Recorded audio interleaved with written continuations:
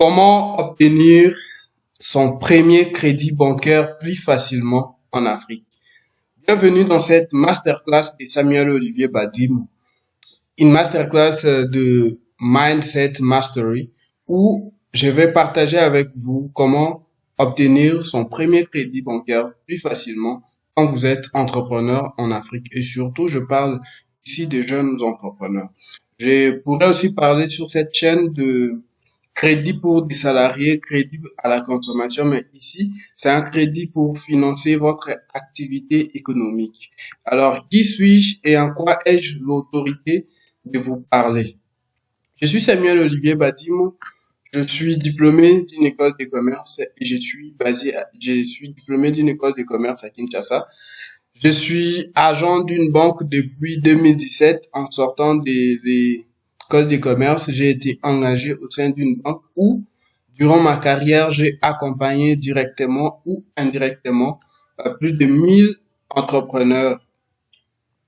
Je suis aussi entrepreneur depuis l'âge de 16 ans où j'ai créé différents produits, quelques entreprises avec différents produits physiques et électroniques.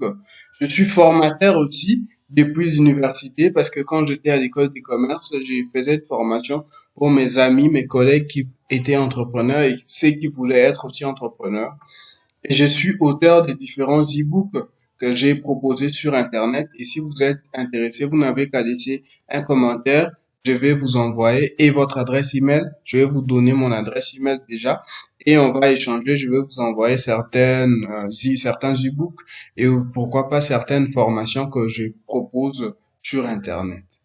Dans cette formation, je vais vous aider. Je vais vous aider à être éligible pour obtenir des crédits bancaires facilement. Mais avant de commencer, j'aimerais d'abord vous présenter les idées reçues dans le milieu entrepreneurial ici en Afrique, qui disent ceux qui ont créé des entreprises avant nous, ceux qui ont fait faillite, ceux qui ont réussi. Qu'est-ce qui se dit? Quelles sont les vérités qui se disent dans nos milieux et comment est-ce que ces vérités sont vraies? Je vais vous expliquer tout ça. La première vérité, c'est que les banques en Afrique ne prêtent qu'aux grandes sociétés et négligent les petites et moyennes entreprises. Est-ce vrai ou c'est faux? C'est une idée reçue. On va discuter de ça dans cette masterclass. La deuxième idée, c'est que les banques elles se permettent tout et n'importe quoi parce qu'elles ont de l'argent et le pouvoir. Est-ce vrai ou c'est faux? Je vais vous parler des vérités vraies. La première vérité vraie, c'est que toutes les banques sont réglementées par les banques centrales des pays dans lesquels elles se trouvent et elles opèrent. Donc, dans chaque pays, dans chaque État, il y a ce qu'on appelle les banques centrales. Ce sont des autorités de régulation qui essaient un peu d'être des shérifs en ce qui concerne le métier de la banque. Et ce sont ces banques centrales qui réglementent les activités bancaires dans leur pays. Du coup, une banque ne peut pas se permettre tout et n'importe quoi. Les banques centrales dans des pays, ici en Afrique ou ailleurs, mettent en place des protocoles que les banques qui ont l'agrément doivent suivre éventuellement. Donc, quand une banque s'installe dans un pays, cette banque doit d'abord avoir l'agrément de la banque centrale de ces pays-là. Puis, la banque centrale va mettre des règlements, des protocoles, des procédures que chaque banque et que cette banque va suivre. Et s'il y a une banque dans votre pays, sachez que cette banque-là a l'agrément de la banque centrale, sinon elle serait déjà fermée. Et la banque centrale contrôle les activités de cette banque-là. C'est difficile qu'il y ait une banque qui ne suit pas les règlements de la banque centrale, sinon elle fermerait. Les banques, dans la plupart des cas, sont des sociétés commerciales qui ont pour but de faire des profits. Et les banques, quand elles sont là pour faire des profits, elles sont censées donner des crédits quand elles sont là pour faire euh, offrir des services financiers, pardon. Alors, je m'aimerais quand même essayer d'expliquer ce que c'est qu'une banque. Une banque, c'est une institution financière, généralement, qui joue l'intermédiaire entre ceux qui ont suffisamment d'argent et n'ont rien à faire avec cet argent et ceux qui ont des projets, cherchent de l'argent pour financer ces projets-là. Je vais prendre l'exemple d'un certain monsieur X qui a de l'argent, qui n'a rien à faire maintenant et qui décide de mettre cet argent de côté pour X ou Y temps. Monsieur Y, je vais l'appeler Roger, qui a une activité économique, qui lance un business et qui cherche de l'argent pour financer son projet. Il ira voir une banque. Monsieur X viendra aussi voir une banque. Monsieur X va laisser son argent à la banque. C'est ce qu'on appelle l'épargne. Et on va lui proposer un intérêt sur son épargne. Alors, l'intérêt peut peut-être être de 1%, 2%, 3% par an, je ne sais pas. On prend cet argent, on prête à Monsieur Roger et on lui demande de payer, je ne sais pas, je dis des bêtises, 20%, 15%, l'année aussi. Et on va faire des calculs. Et quand Monsieur Roger paiera son argent jusqu'à terminer l'échéance, on va récupérer, on va prendre le 1% ou le 2% ou le 4% qu'on avait promis à Monsieur X, on lui donne à la maturité de son épargne. Donc, les banques sont là pour faire cette activité-là. C'est leur activité. Ils envoient des commerciaux pour chercher ceux qui ont suffisamment d'argent pour venir épargner chez eux. Ils envoient aussi des commerciaux pour aller chercher ceux qui sont à la recherche d'argent pour financer leur projet, afin de venir laisser leur argent chez eux. C'est encore mieux pour une banque si elle a suffisamment de liquidités, pardon, utiliser son capital propre ou son fonds propre pour financer les projets de ses clients. Mais il faut toujours avoir cette balance-là. On récupère ici, on donne là-bas, on récupère là-bas pour payer l'argent de l'autre, ainsi de suite. Donc, les banques sont là pour financer des projets, octroyer des crédits, financer des projets et faire des profits. Elles ne sont pas là, ce ne sont pas des sociétés, ce ne sont pas des associations à but non lucratif, ce ne sont pas des associations caritatives. Quand elles prêtent de l'argent, elles veulent récupérer cet argent avec intérêt, bien sûr. La troisième vraie vérité, c'est que les banques en Afrique ne font pas vraiment de bénéfices avec les grandes sociétés, mais plutôt avec les petites et moyennes entreprises. Pourquoi je dis ça? La plupart des grandes sociétés établies en Afrique, surtout des sociétés privées, sont des succursales ou bien des filiales de grands groupes qui existent déjà en Occident.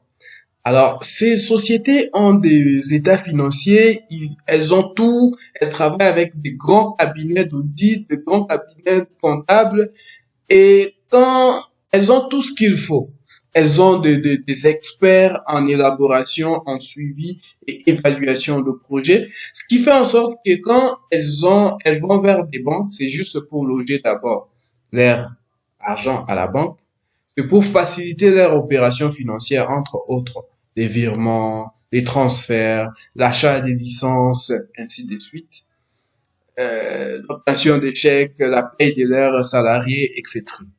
Donc, elles ne vont pas vraiment se financer auprès des banques ici en Afrique. Quand elles doivent se faire financer, ce sont des maisons mères, là où les holdings établis en Europe ou en Amérique ou en Asie, qui financent les projets ici en Afrique. Ce qui fait en sorte que quand ils viennent, ces sociétés viennent auprès des banques, c'est juste pour des petits services qui n'apportent pas de grands bénéfices aux banques. Mais les banques aiment rester collaborer avec ces sociétés parce que elles viennent avec une masse exorbitante d'argent, elles viennent avec beaucoup de services, ce qui fait en sorte que ces entreprises puissent gagner un peu ces banques puissent gagner un peu quelque chose, mais c'est pas vraiment ce qui les rendent riches. C'est beaucoup plus des petites et moyennes entreprises ici en Afrique qui ont besoin des financements pour faire accroître leurs activités, leurs entreprises. Donc, les banques sont à la recherche des petites et moyennes entreprises ici en Afrique. Il y a un problème maintenant. Ces petites et moyennes entreprises ont certains problèmes qui font en sorte que quand elles vont vers les banques ne soient pas favorables à leur prêter de l'argent. Et je vais élucider 3 points. Il y a le manque de compétences en gestion chez les dirigeants des petites et moyennes entreprises, notamment la comptabilité, l'établissement des documents commerciaux, l'autodiscipline en gestion de la trésorerie, surtout si les dirigeants de l'entreprise est lui-même l'entrepreneur, le propriétaire de cette entreprise.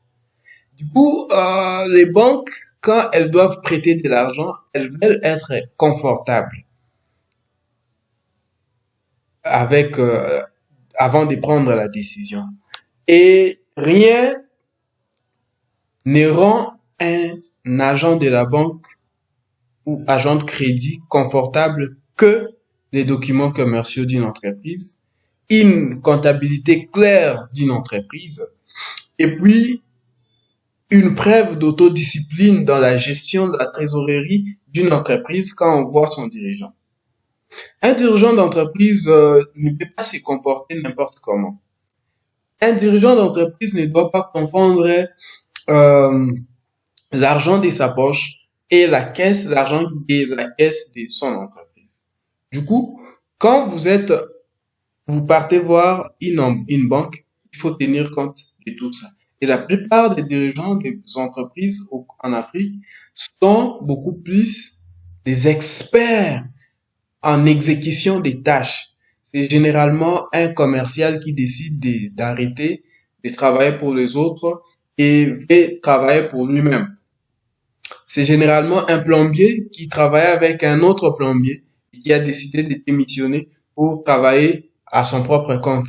C'est généralement un médecin qui travaillait dans un centre, dans une clinique et qui décide de créer sa clinique à lui. C'est généralement un architecte qui travaille dans un bureau d'études et qui décide de créer son propre bureau d'études. C'est généralement un mécanicien qui travaille dans un garage avec une grande société et décide de démissionner et monter son propre garage. Il est expert, il sait travailler, mais il n'a pas suffisamment de compétences en acquisition de nouveaux clients, en établissement de documents commerciaux, en comptabilité par exemple, et il n'a pas suffisamment aussi d'argent pour aller voir une agence quelconque, un cabinet d'audit et comptable pour gérer un peu la comptabilité de sa nouvelle activité. Il n'a pas suffisamment d'argent pour engager un comptable. Et ça, c'est un problème. Je vais expliquer ça à la fin de cette présentation, à la fin de ces masterclass. Vous allez comprendre ça très bien. Et il faut vraiment essayer de remédier à ces problèmes-là, qui est un problème majeur, l'épine dorsale de beaucoup de refus quand des créateurs de petites et moyennes entreprises vont voir les banques. Le deuxième problème, c'est le manque de garantie.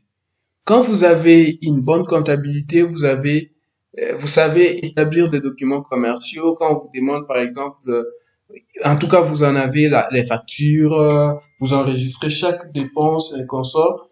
Il y a maintenant un autre problème, c'est le manque de garantie bancaire. Quand vous partez voir un banquier, il veut aussi être sûr que vous allez rembourser vos crédits jusqu'à l'échéance. Et si vous n'arrivez pas, jusqu'à la maturité, excusez-moi, et si vous n'arrivez pas, qu'est-ce qui les met dans ses bottes pour récupérer l'argent qu'il a investi dans votre activité? Sachez que les banquiers que vous allez voir, ce sont des personnes qui représentent une institution financière, une personne morale. Donc, quand vous parlez à ces gens-là, il faut parvenir à les convaincre. Pour mieux les convaincre, il faut les mettre à l'aise. Et pour cela, il faut avoir aussi la garantie des biens que vous allez hypothéquer, que vous allez donner comme garantie pour les mettre à l'aise. Ils savent que s'ils vous donnent l'argent et que l'entreprise fait faillite, il y a possibilité de liquider ces biens pour récupérer l'argent qu'on a investi dans votre activité. N'oubliez pas, j'ai dit dans le premier point que les entreprises les institutions bancaires, dans le deuxième point, pardon, les institutions financières, les banques qui sont établies en Afrique sont des institutions commerciales, des entreprises, des sociétés commerciales qui ont pour but de générer des intérêts, des bénéfices. Donc, quand elles prêtent de l'argent, elles attendent à ce que cet argent soit récupéré jusqu'à la fin. Et si cet argent n'est pas, si l'entreprise fait faillite, elles veulent trouver un autre mécanisme qui est donc la garantie, comment récupérer cette garantie. Le problème aussi avec beaucoup de chefs d'entreprise, les propriétaires de petites et moyennes entreprises, ces personnes qui quittent, qui démissionnent pour créer leur entreprise, ou ces jeunes qui sortent de l'école de commerce, de l'université, qui décident de créer leur entreprise, c'est qu'ils n'ont pas vraiment de l'argent. Ils n'ont rien pour donner comme garantie quand ils obtiennent des crédits. Et face à cette situation, on a comme l'impression que ces gens, les banques ne prêtent qu'à ceux qui ont déjà des garanties aux riches seulement. Ce qui n'est pas du tout faux, ce qui n'est pas du tout vrai. Je vais vous expliquer comment résoudre ce problème euh, dans cette masterclass. Le manque de la patience. Pour commencer une entreprise, vous avez un projet sur papier, vous partez voir une banque. Ça peut fonctionner dans d'autres pays où il y a par exemple les crédits agricoles, il y a des banques pour financer des projets. La plupart des banques en Afrique ne financent pas des projets. Les banques en Afrique financent des activités qui existent déjà. Quand vous avez un projet, c'est difficile pour une banque de financer ces projets parce qu'il n'y a aucune garantie, aucune assurance que la banque va récupérer facilement l'argent investi. Je vais vous expliquer ce qu'il faut faire dans la suite de cette masterclass. Alors, mes conseils. Le premier conseil, c'est que je vous demande, en tout cas si vous êtes responsable ou propriétaire d'une petite et moyenne entreprise, c'est gratuit, rêvez grand. Il n'y a aucun problème là-dessus. Mais commencez petit. Je vais vous recommander des livres Lean Startup, qui est un livre merveilleux, qui vous aide à commencer un projet de création d'entreprise avec des produits directement qui touchent l'épine dorsale de votre activité. Je prends l'exemple simple. Quelqu'un qui veut créer euh, une boulangerie n'est pas censé commencer d'abord en achetant les packaging, non, lui il commence d'abord par le pain. Il propose d'abord le pain, puis il va voir comment arranger ces pains-là, venir avec les histoires après. Est-ce que le public aime ces pains? Oui, mais quel logo donner à ma marque?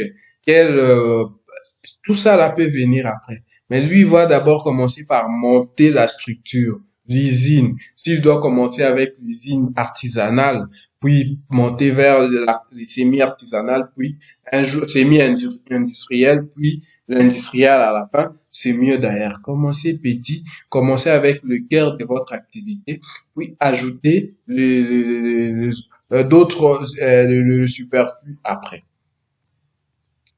Et un plan pour la croissance. Ne sautez pas les étapes. Le problème avec nous, les jeunes, ou nous qui commençons une jeune entreprise, c'est que nous voulons rapidement, nous avons lu un certain livre, nous sommes allés à une formation, nous sommes allés à une conférence, on nous a parlé des success stories, et puis nous, on veut aller directement de l'avant. On veut devenir millionnaire du jour au lendemain parce qu'on a créé notre entreprise. Je vous déconseille cela, suivez, ayez un plan et suivez les étapes progressivement. Vous pouvez vous donner par exemple 7 ans pour devenir millionnaire. Et sur les 7 ans, vous travaillez jour après jour, étape après étape. Et un plan. Ça veut dire que sur les 7 ans, vous savez que la première année, vous allez générer autant de chiffres d'affaires. La deuxième année, vous allez doubler votre chiffre d'affaires. La troisième année, vous allez multiplier votre chiffre d'affaires de l'année passée fois 5. La quatrième année, ainsi de suite. Et à la fin, vous finissez millionnaire. Si vous avez un plan que vous suivez étape par étape, peut-être que les plans sera, vous allez atteindre votre objectif avant la maturité par rapport à la date ou les deadlines que vous vous êtes fixés. Pourquoi? Parce que vous faites les choses correctement. Mon troisième conseil est de vous demander d'apprendre à produire des documents commerciaux que les banquiers exigent. L'état financier, les preuves de toutes les dépenses, les preuves de toutes les entrées, tout ce qui fait entrer de l'argent dans votre entreprise, il faut avoir une preuve. Tout ce qui sort de l'argent dans votre entreprise, il faut avoir une preuve. Établissez une comptabilité efficace au sein de votre entreprise. Les gens, très souvent, quand ils créent leurs entreprises, ils font pas la différence entre l'argent de leur poche et l'argent de la caisse de leur entreprise. C'est difficile pour qu'une banque puisse vous financer dans cette situation-là. En tant que responsable d'une entreprise, vous devez aussi avoir un salaire. Ce qui fait en sorte que vous menez votre vie en fonction de votre salaire. Si vous mettez à côté votre salaire, le reste de l'argent, vous faites ce qu'on appelle la capitalisation. Vous réaugmentez le capital de votre entreprise progressivement. Apprenez à avoir les compétences liées à la gestion d'une activité commerciale. Gérer une activité commerciale mérite une formation. C'est pas du jour au lendemain que vous allez vous réveiller et puis vous devenez gérant d'une activité commerciale. Il faut apprendre cela. Apprenez aussi les compétences liées au développement d'une entreprise. C'est différent. Faire amener une entreprise vers l'étape prochaine, l'étape suivante de l'activité, c'est vraiment une compétence qu'il faut aussi avoir. Il faut vous former pour cela. Et les compétences liées à la gestion et évaluation, élaboration, gestion et évaluation de projets. À chaque fois que vous irez voir une banque, il faut venir avec un projet. Vous avez déjà une activité qui a pignon sur rue, mais vous venez voir une banque pour financer soit cette activité à grande échelle, soit vous voulez lancer un autre projet au sein de votre entreprise existante qui fait déjà des bénéfices. Pour cela, il faut avoir aussi la maîtrise sur l'élaboration de projets, la gestion de ces projets et l'évaluation de ces projets, suivi et évaluation. Vous suivez le projet étape par étape. Vous savez que vous avez un tableau de bord, vous savez que ça doit se faire à tel moment, ça va se faire à tel moment je vais réagir comme ça, si à ça, je vais réagir de cette façon, ainsi de suite.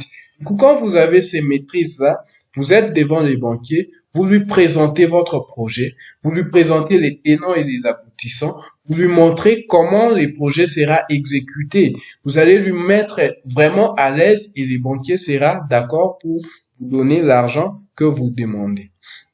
Alors, mon plan pour vous, par rapport à tout ce qui précède, c'est que vous devez commencer votre entreprise avec votre propre capital pendant 6 à 12 mois.